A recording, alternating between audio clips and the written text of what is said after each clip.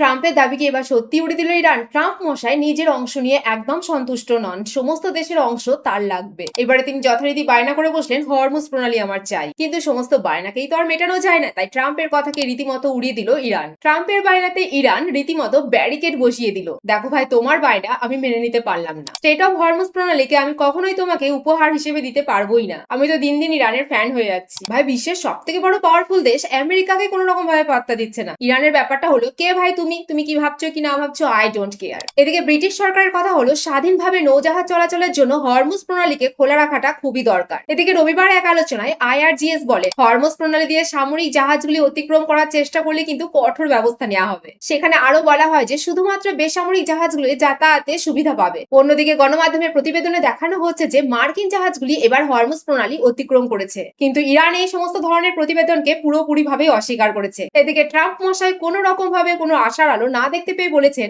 Iran আলোচনায় ফিরে না এলেও তার কোনো রকমের সমস্যা নেই। গত সপ্তাহের শেষের দিকে পাকিস্তানের ইসলামাবাদে ইরান ও আমেরিকার মধ্যে যে শান্তি চুক্তি হওয়ার আলোচনা হয়েছিল, সেটাও ব্যর্থ হয়।